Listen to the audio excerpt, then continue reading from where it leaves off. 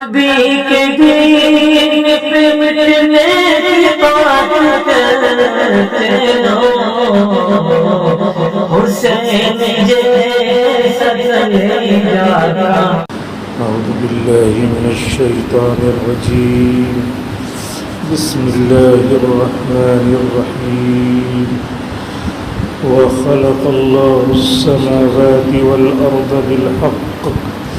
بالحق ولتجزى كل نفس بما كسبت وهم لا يظلمون۔ أفرأيت من اتخذ إلهه هواه وأضله الله على علم وختم على سمعه وقلبه وجعل على بصره غشاوة فمن يهديه من بعد الله أفلا تذكرون۔ وقالوا ما هي إلا حياتنا الدنيا نموت ونحيا وما يهلكنا إلا الدهر وما لهم بذلك من علم إن هم إلا يظنون۔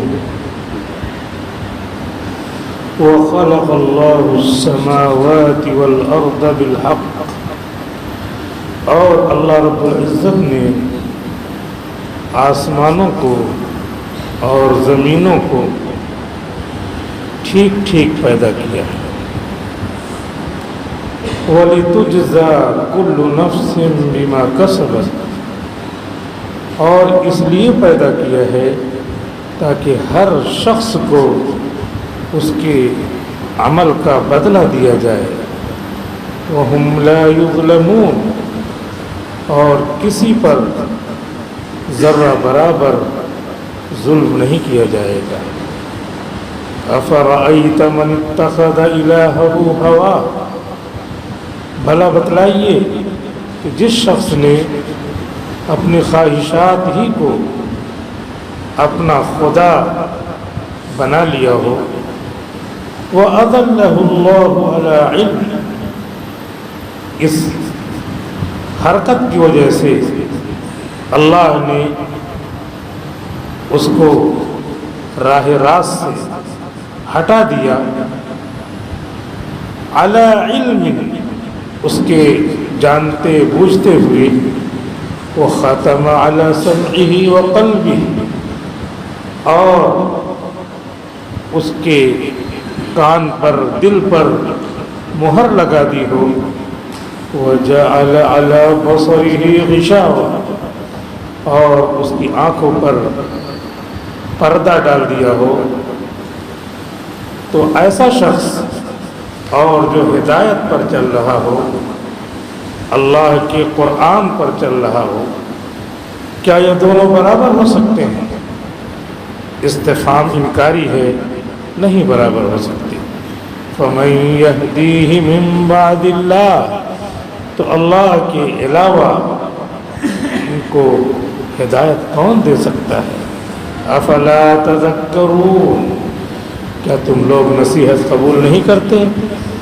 وقالوا ما هي الا حیاتنا الدنیا، اور ان لوگوں نے کہا کہ ہماری تو بس یہ دنیاوی زندگی ہے، نموت و نحیا، یہیں زندہ رہیں گے مریں گے۔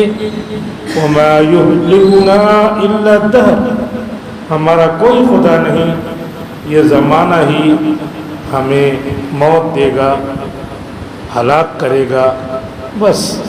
وما لهم بذلك من علم، حالانکہ ان کو اس کا کوئی علم نہیں ہے جو بول رہے ہیں کہ زمانہ ہمیں ہلاک کرے گا۔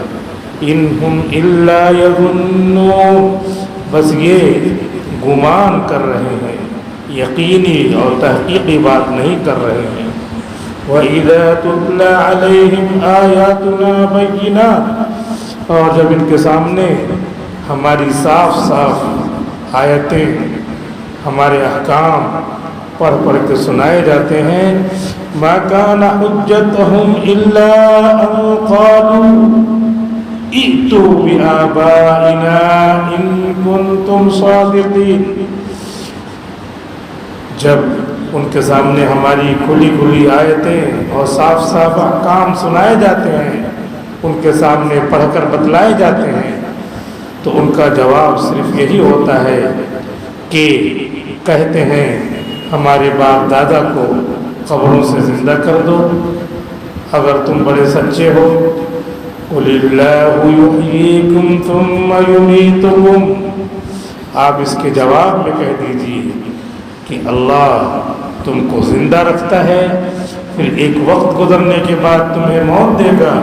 ثُمَّ يَجْمَعُكُمْ إِلَى يَوْمِ الْقِيَامَةِ لَا رَيْبَ فِيهِ، پھر تم سب کو قیامت کے دن میں جمع کرے گا، حشر تمہارا ہوگا میدان محشر میں، لا ریب فیہ، اس میں کوئی شک نہیں، ولیکن اکثر الناس لا یعلمون، لیکن لوگوں کی اکثریت نادان ہے، جانتی نہیں۔ سورۃ الجاثیہ کی تفسیر چل رہی ہے، جس کا 2 رکوع مکمل ہو گیا، یہ تیسرا رکوع ہے جس کا ترجمہ ابھی کیا گیا، قرآن کی آیتیں پڑھی گئیں اور مختصر تفسیر پر مشتمل ترجمہ آپ کے سامنے آیا۔ پہلی آیت میں اللہ رب العزت فرماتے ہیں کہ دنیا کا ہر کام میں کرتا ہوں، سارے کام میں نے کیا ہے، آسمان پیدا کرنا، زمین پیدا کرنا، آسمان سے بارش برسانا، غلے دینا زمین سے، یہ سب دکھ رہا ہے کہ زمین دے رہی ہے، ہوا چل رہی ہے، اب خورشید و فلک درکارن، بادل سے پانی برس رہا، ہوا چل رہی ہے تو ہمارا کام ہو رہا ہے، سورج سے ہم کو گرمی مل رہی ہے، چاند نکلتا ہے، تو ان سب سے ہمارے کام بنتے ہیں، تو یہ سب کام کرنے والے ہیں نہیں، اللہ کرنے والا ہے۔ حقیقت میں سارے کام اللہ کرنے والے ہیں۔ ہم کو کس نے پیدا کیا؟ ہمارے ماں باپ نے۔ ہمارے ماں باپ کو کس نے پیدا کیا؟ ان کے ماں باپ نے۔ ان کے ماں باپ کو کس نے پیدا کیا؟ ان کے ماں باپ نے۔ ان کے ماں باپ کو کس نے پیدا کیا؟ کہاں تک جاؤ گے؟ جاتے جاتے یہ کہنا پڑے گا کہ ان کو پیدا کیا اللہ نے، وَإِلَى اللَّهِ تُرْجَعُ الْأُمُورُ، سارے امور اللہ ہی کی طرف لوٹتے ہیں۔ وَإِلَيْهِ تُرْجَعُ الْأُمُورُ، سارے امور اللہ کی طرف لوٹتے ہیں۔ یہ سامان کس نے بنایا؟ کمپیوٹر کس نے بنایا؟ کمپیوٹر انجینئر نے بنایا۔ اس نے کیسے بنایا؟ اس کے دماغ میں یہ بات آئی۔ دماغ کس نے بنایا؟ اس کے ماں باپ نے پیدا کیا تھا، تو دماغ والا پیدا کیا تھا۔ چلتے چلتے دماغ کس نے دیا؟ یہی بات آئے گی، اللہ نے دیا۔ وَإِلَيْهِ تُرْجَعُ تَصِيرُ الْأُمُورُ، سارے امور اللہ کی طرف لوٹتے ہیں۔ تو اللہ تعالیٰ کہہ رہے ہیں کہ میری طرف رجوع ہو، سب چیزوں کو سمجھو میں نے دیا ہے۔ دنیا میں جو چیزیں پائی جاتی ہیں وہ سب اللہ نے دیا ہے۔ مولانا قاسم نانوتوی رحمۃ اللہ علیہ ایک عجیب و غریب مثال دیتے ہیں، ان کی کتاب ہے تقریر دل پذیر، فلسفیانہ کتاب ہے۔ وہ کہتے ہیں کہ دنیا میں جو کچھ پایا جاتا ہے سب انسان، سب مسلمان، انسان کیا سب مسلمان حقیقت میں یہ جانتے ہیں کہ اللہ ہی نے کیا ہے، اور دوسرے لوگ بھی ذرا سا سنجیدہ ہو، سیریس ہو تو یہ کہیں گے اوپر والے نے پیدا کیا۔ تو انہوں نے مثال دیا ہے یہ غریب کہ آدمی کو حسن پسند ہے، خوبصورتی پسند ہے، اور وہ خوبصورتی سمجھ رہا ہے کہ جو خوبصورت ہے اس کے اندر ہے، حالانکہ جب سارے امور اللہ کی طرف لوٹتے ہیں تو خوبصورتی بھی اللہ کی طرف لوٹتی ہے۔ ساری خوبصورتیوں کا مرکز اللہ تعالیٰ ہے۔ اور مثال کیسے دیا ہے؟ مثال ایسے دیا ہے کہ جیسے ہم یہاں بیٹھے ہوں، باہر دھوپ دکھ رہی ہو اور دھوپ کی وجہ سے وہ دھوپ ہم کو اچھی لگ رہی ہو تو ہم دھوپ پر فریفتہ ہو جائیں، اور وہ دھوپ کہاں سے آ رہی ہے؟ سورج سے آ رہی ہے، لیکن سورج کو یہاں بیٹھے ہم نہیں دیکھ رہے ہیں۔ ووٹ میں رہتا ہے جیسے آدمی بیٹھا اپنے گھر میں دھوپ دے رہا ہے، تو دھوپ دیکھ رہا ہے, دھوپ نظر آ رہی ہے, اسی میں عاشق ہو جائے, فریفتہ ہو جائے. لیکن وہ دھوپ کہاں سے آ رہی ہے؟ سورج سے آ رہی ہے. سورج اس کو دکھ نہیں رہا, یہاں بیٹھا ہوا ہے, اور جو ہے سورج سے وہاں سے آ رہی ہے دھوپ. تو بالکل یہی حال ہے دنیا کے ان لوگوں کا جو حسینوں کو دیکھتے ہیں. مولانا نانوتوی رحمۃ اللہ علیہ مثال دے رہے ہیں, جو حسینوں کو دیکھتے ہیں اور حسینوں کا حسن ان کا ذاتی سمجھتے ہیں. حقیقت میں اللہ نور السماوات والارض, ساری زمینوں کا نور, سارے لوگ, ساری دنیا کا, آسمان زمین کا نور, اس کو منور کرنے والا, اس کو حسن دینے والا, اس کو بیوٹی سے سرفراز کرنے والا اللہ ہے. لیکن آدمی جو ہے وہاں سے حسن کو کاٹ دیتا ہے, جیسے سورج سے دھوپ کو کاٹ دے گی, وہی دھوپ ہی ہے, سورج روز سے نہیں آئی. ایسے ہی آدمی سمجھ رہا ہے یہ بہتری, خوبصورتی, حسن, بیوٹی, اچھائی یہ اس کے اندر ہے, خدا سے کاٹ دے رہا. ایسے ہے جیسے کوٹ میں بیٹھ کر کے ایسے سمجھ رہا ہے کہ حقیقت میں سورج سے روشنی آ رہی ہے, حقیقت میں بہتری اللہ کے پاس سے آ رہی ہے, حقیقت میں حسن اللہ کے پاس سے آ رہا ہے, حقیقت میں بیوٹی اللہ کے پاس سے آ رہی ہے, اللہ نے دیا ہے. اگر اس کو یہ پتہ چل جائے, حضرت آگے لکھتے ہیں, اگر اس کو یہ پتہ چل جائے تو حسن اور حسینوں کو چاہنا دیکھنا چھوڑ دے کہ اصل تو ادھر حسن ہے. تو اللہ تعالیٰ یہاں پر پہلی آیت میں اور آگے کی آیتوں میں یہ بات بتا رہے ہیں کہ پیدا کیا زمین کو اللہ نے, پیدا کیا آسمان کو اللہ نے, اب تم جو ہے پیدا کرنے والے کو بھول کر کے زمین کی چیزوں میں مست ہو گئے, نئی نئی چیزیں بن رہی, ایجادات ہو رہی, اس میں مست ہو گئے. زمین پر چلنے والے انسان ان پر فریفتہ ہو گئے, بڑے بڑے عہدے ان کو ملتے ہیں, عہدے والوں پہ فریفتہ ہو گئے. یہ سمجھتے ہیں کہ عہدے والے سب کچھ کرتے ہیں, لیکن الٹ پھیر کرنے والا اللہ ہے. یولج اللیل فی النہار ویولج النہار فی اللیل, دن کو چھوٹا کرنا, رات کو بڑا کر دینا, رات کو چھوٹا کر دینا, دن کو بڑا کر دینا, یہ سب اللہ کا کام ہے. ساری چیزیں اللہ تعالیٰ کر رہا ہے. اور جو لوگ اس عقیدے اور ایمان کے ساتھ چلتے ہیں اللہ تعالیٰ ان کی حفاظت بھی کرتے ہیں.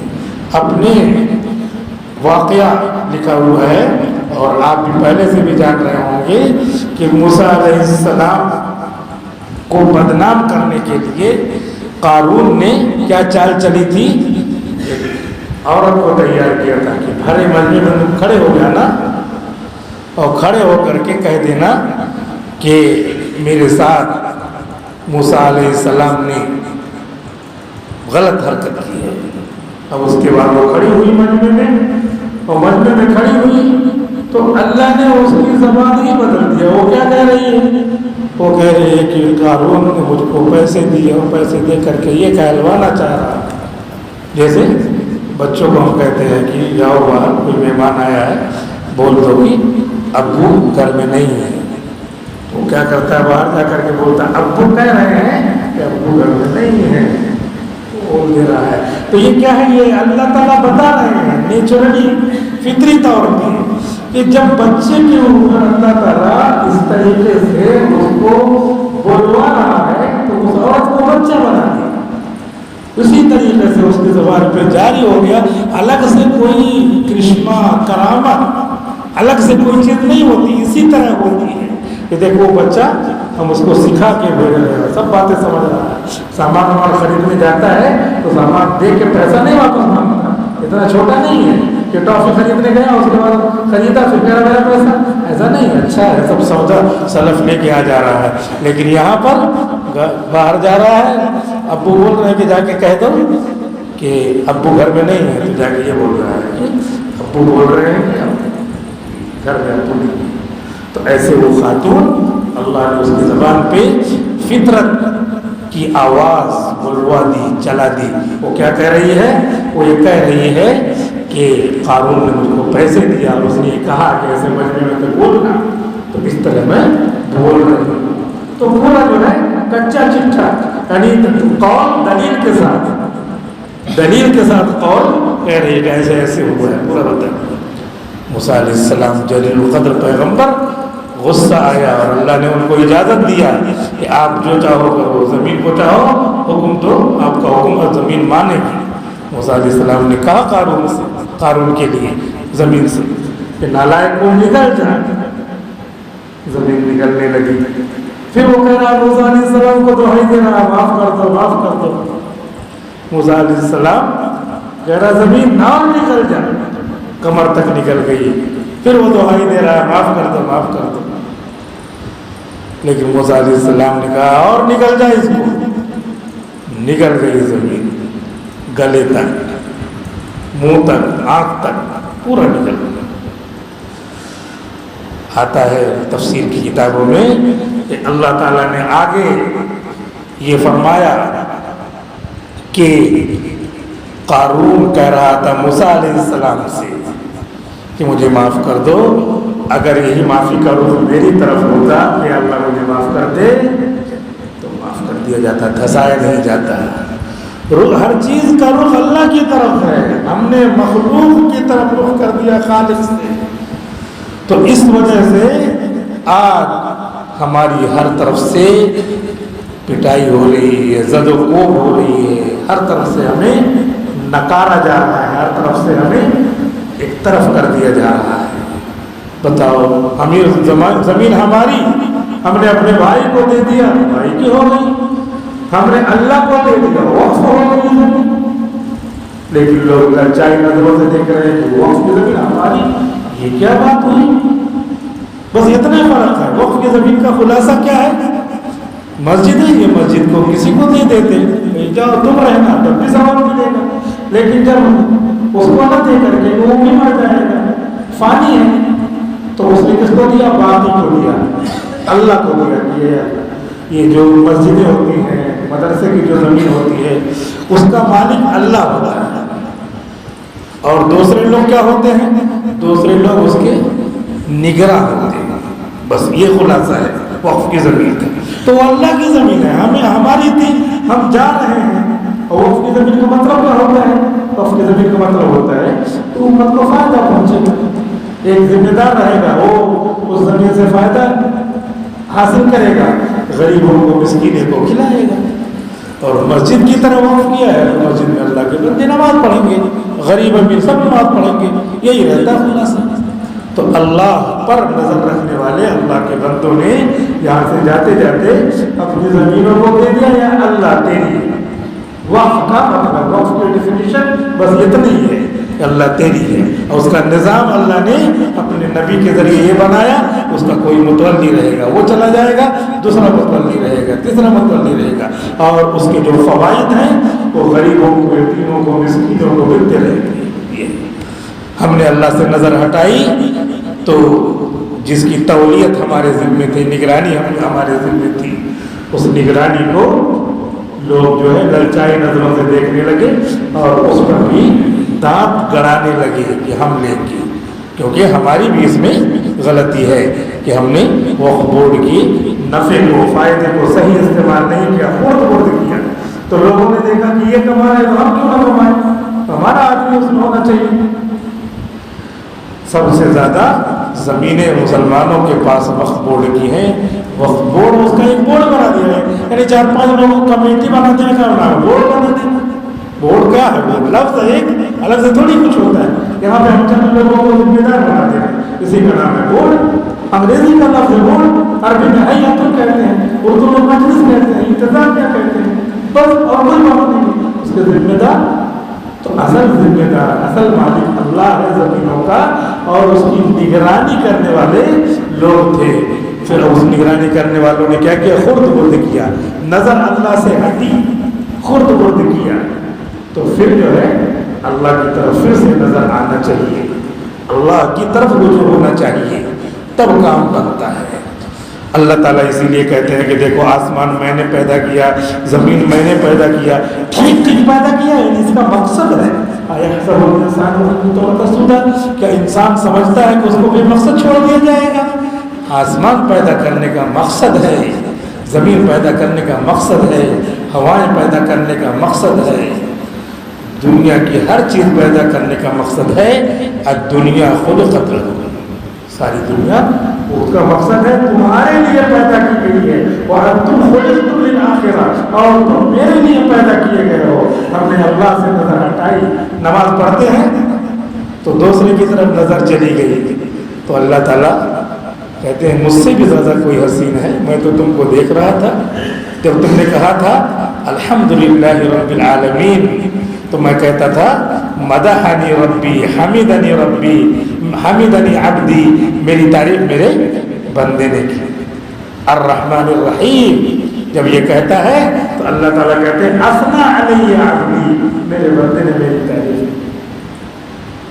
تو اللہ تعالیٰ اس طرح کرتا ہے، اور ہم بازار میں دکان نمبر 1 دکان نمبر 2 دکان نمبر 3 کا حساب کرتے رہتے ہیں، اور اس کے بعد سلام پھیرتے ہیں تو پتہ چلتا ہے دوسری رکعت پر پھیر دیا یا تیسری پہ پھیر دیا، چوتھی میں پھیرا یا تیسری میں پھیرا۔ تو یہ حالت ہے، رخ ہمارا بدل گیا۔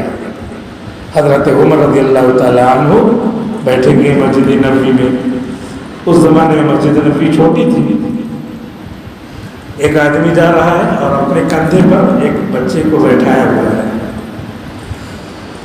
تو حضرت عمر رضی اللہ تعالیٰ عنہ کہہ رہے ہیں یہ باپ بیٹا کیسے دیکھو کتنے ایک دوسرے کے مشابہ شکل صورت میں، خوبصورتی میں، بناوٹ میں ایک دم ایک دوسرے کے مشابہ،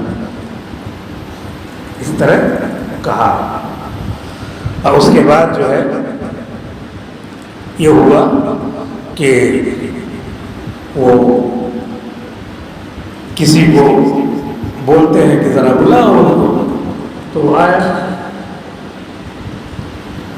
کہا کہ باپ بیٹا دیکھو کتنے ہم شکل رکھتے ہیں۔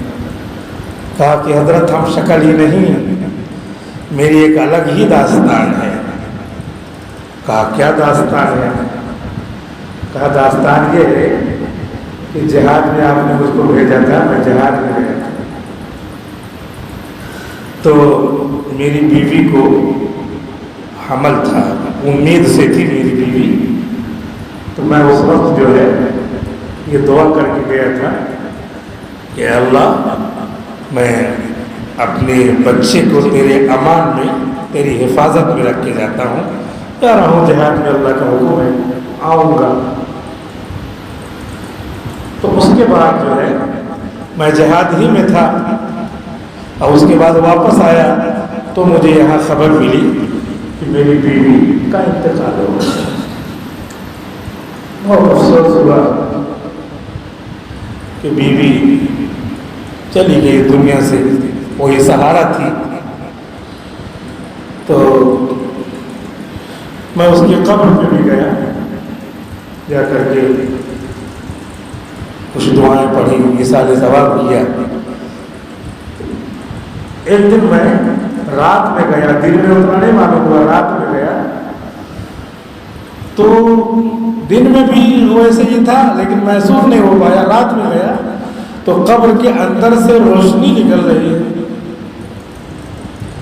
پھر دوسرے دن بھی گیا تو وہاں بھی قبر کے اندر سے روشنی نکل رہی ہے۔ تو تیسرے دن بھی گیا تو دیکھا قبر کے اندر سے روشنی نکل رہی ہے۔ تو اپنے ساتھیوں سے ذکر کیا میں نے کہ یہ کیا معاملہ ہے؟ کہا ہم لوگ بھی جاتے ہیں قبرستان میں نے بھی دیکھا ہے، کئی لوگوں نے کہا میں نے بھی دیکھا کہ قبر سے روشنی نکل رہی۔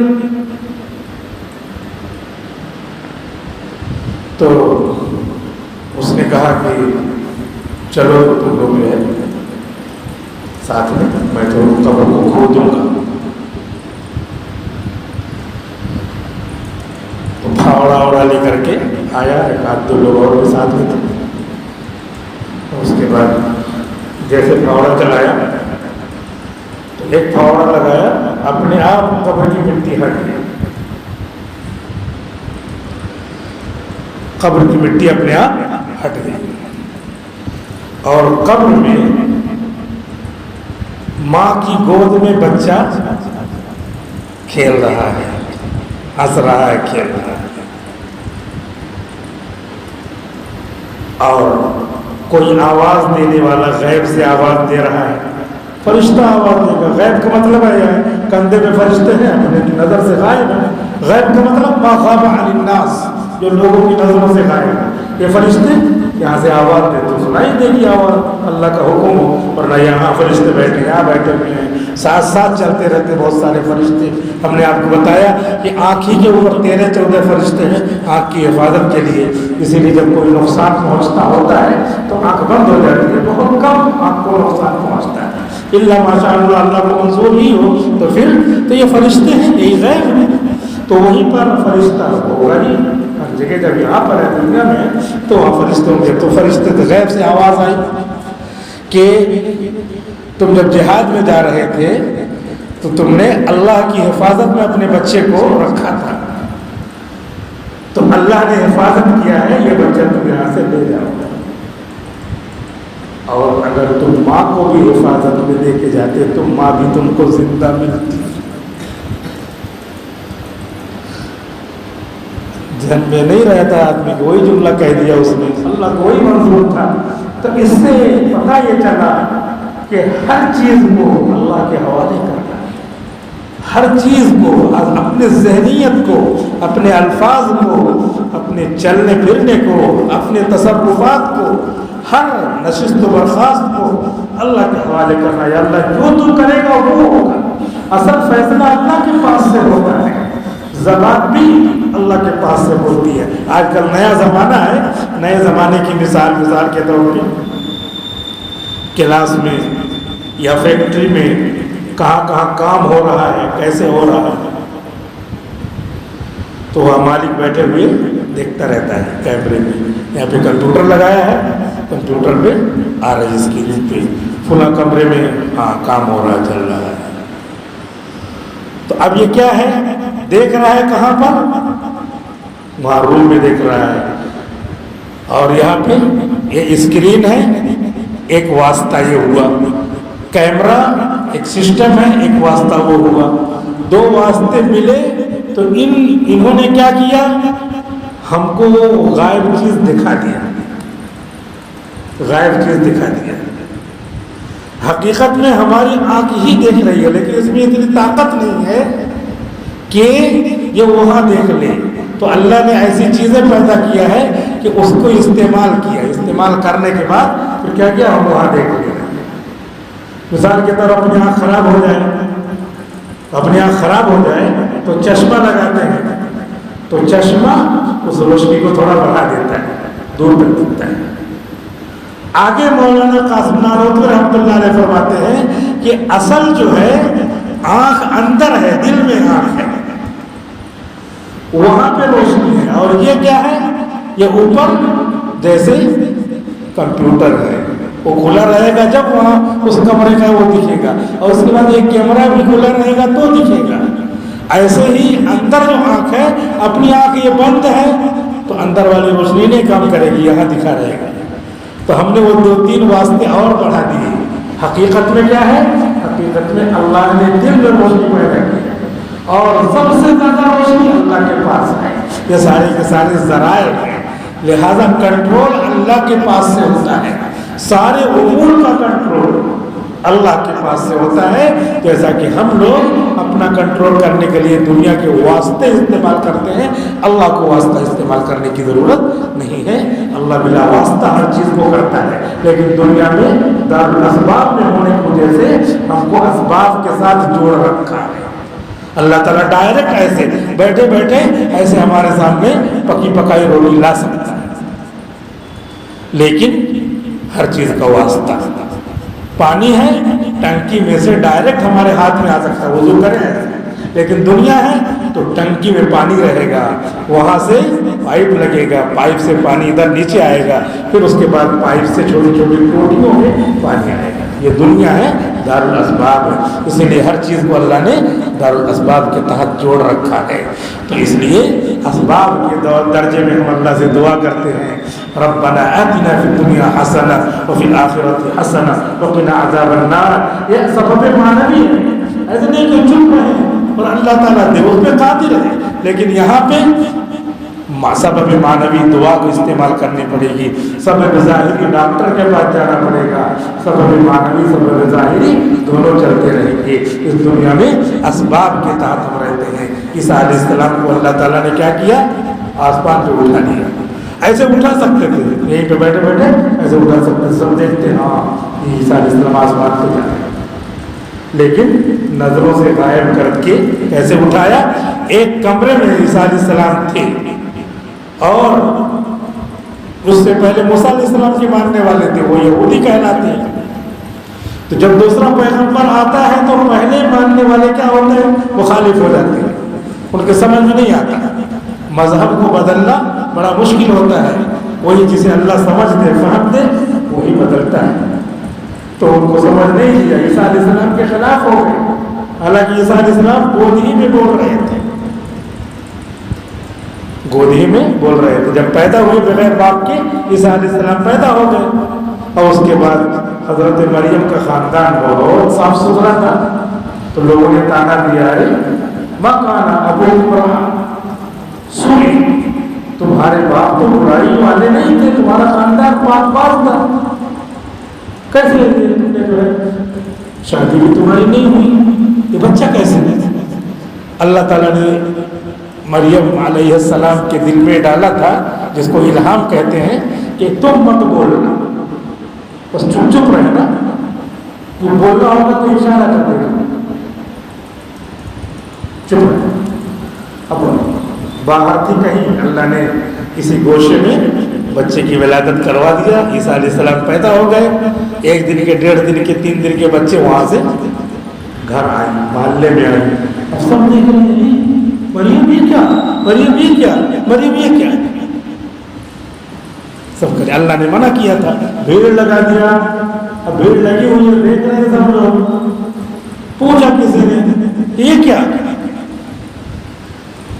جو ہے بچہ 1 دن کا یا 3 دن کا, جیسے نماز میں بیٹھتے ہیں ایسے بیٹھ گیا, نماز میں جیسے بیٹھتے ہیں ایسے بیٹھ گیا بچہ. یعنی عیسیٰ علیہ السلام ابھی بچے بیٹھ گئے. بیٹھنے کے بعد ایسے ہاتھ اٹھایا, قال انی عبد اللہ. اب آپ تصور کیجئے, ایسا بچہ اور ایسا منظر, بول رہا ہے میں اللہ کا بندہ ہوں. سب دیکھ رہے کیا بول رہا ہے, بچہ بول رہا, اور انگلی کا اشارہ بھی آتا ہے تفسیر میں, انگلی کا اشارہ بھی کر رہا ہے. 2 دن کا 1 دن کا بچہ. آتانی الکتاب, اللہ تعالیٰ مجھے توریت دے گا 40 سال کا جب ہو جاؤں گا. دے گا یعنی دیا, مجھے دے گا, اتنا یقینی ہے کہ دے گا اللہ تعالیٰ. آتانی الکتاب وجعلنی نبیا, اللہ مجھے نبی بنائے گا, نبی بنا ہی دیا ہے, سمجھو میں نبی ہوں. اللہ کی حقانیت پہ, اللہ کی سچائی, اس کے اعمال پہ, اور اس کے بغیر باپ کے پیدا کرنے پہ شک نہ کرو. I am the slave of Allah, اللہ کا بندہ ہوں, اللہ نے مجھے بنایا ہے. سب دم بخود رہ گئے, چپ, کچھ نہیں بول رہے ہیں. یہ اللہ کی طرف رجوع ہونے کا اللہ نے منظر دکھایا کہ مریم علیہ السلام کچھ بولتے کیا جواب دیں, اللہ نے کہا چپ رہنا, چپ رہی, اللہ نے دکھا دی. اس لیے ہمیں اپنے سارے اعمال کو اللہ کی طرف خاص طور پہ ان حالات میں پھیر دینا چاہیے, اور اللہ ہی سے رجوع ہونا چاہیے. ان لوگوں کے آنکھوں پر, دلوں پر, کانوں پر اللہ نے مہر لگا دیا ہے. اللہ کی ملکیت کو چھین کر کے وقف کو کی زمینوں کو اپنے پاس لے جانا چاہتے ہیں. اللہ جب ہدایت نہ دے کسی کو ہدایت نہیں ہو سکتی. اللہ ہدایت دے دے تو ہدایت ملے گی. ان لوگوں نے بھی, کفار مکہ نے بھی کہا تھا, یہ لوگ اپنے عمل کو ہی کہہ رہے ہیں, یہی دنیا میں زندگانی ہے, اسی میں ہم رہیں گے, یہیں زندہ رہیں گے, مر جائیں گے, اس کے بعد ہمیں کچھ حساب کتاب نہیں دینا ہے. اللہ تعالیٰ کہہ رہے ہیں یجمعکم الی یوم القیامہ, قیامت میں اللہ تم کو جمع کرے گا, لا ریب فیہ, جس میں کوئی شک نہیں ہے.